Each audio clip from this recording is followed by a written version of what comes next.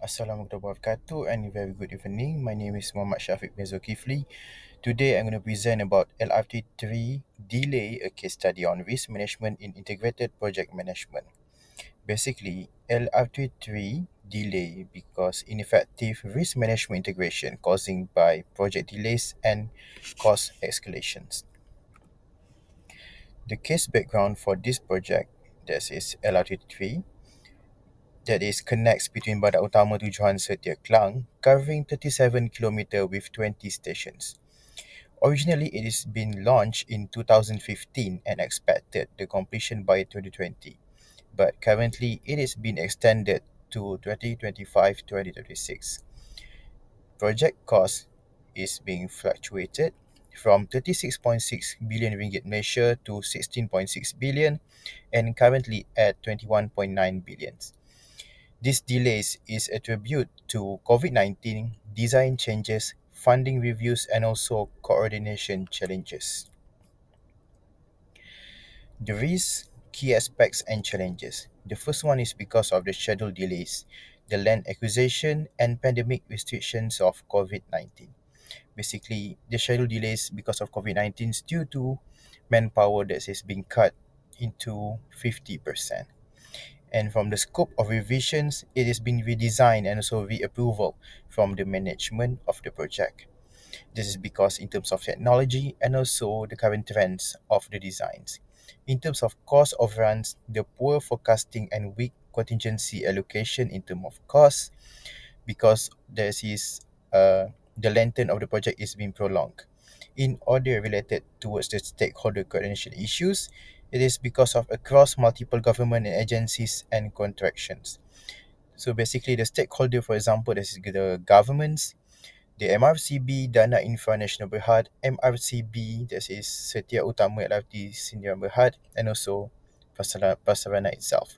So they are the stakeholder for this project, and there are many changes that will happen. It is needed to consider by them. As related towards the market fatigue, the investor losing confidence due to prolonged project completion. So then the market fatigue that make the companies didn't sure about what's the project going to be in the future. As for the next one, in terms of the proposed solution, the first one is implementation of integrated risk management system in terms of linking the cost, schedules, and also scope tracking. This is in terms of to know what going to happen in future in terms of cost by having a good schedule and also scope tracking. In terms of establish a dynamic risk register, it is continuous monitoring and updates. So then as a project management, they know how what will happen in future by having a dynamic risk register. In terms of risk enhance, the next one is enhance stakeholder communication channels by having real-time coordination. The next one is related on develop contingency and resilience plans by having alternate suppliers, flexible scheduling. By having alternate suppliers, so then the project is not going to depend by only one supplier, so then they have any other choices if anything going to happen. As the next one is related on adopt data-driven decision tools by having earned value management. There is going to be to forecast and controls what will happen in future and what good action need to be taken. As for the next one is related on theoretical best practice support. That is PMBOK risk management process by having a plan, identify, analyze, and respond towards, and also by having a monitor and control to know what will happen in future and plan how to overcome it. Next is by having ISO 31000 risk management standards to encourage a systematic and continuous risk assessment. As for the third one is a project governance framework by having integration between contractors, governments, and financiers to reduce the fragmentation. As for the next one, related on the key studies led to resolution by having early identification and continuous risk assessment.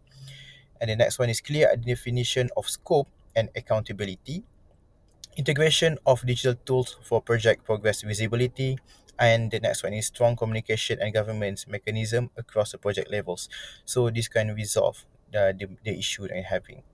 In conclusion, the LRT3 project delays from weak integration of risk management and poor coordination among the stakeholders by having external factors like COVID-19 and external internal issues The scope changes worsen the cost and also the schedule risk by having for this project. By applying integrated project management IPM, proactively this risk monitoring and clear communication can prevent these similar issues. As for the last one, strong governments and structured risk frameworks are essential. This is in order to ensure timely, cost effective, and sustainable project delivery. Thank you very much.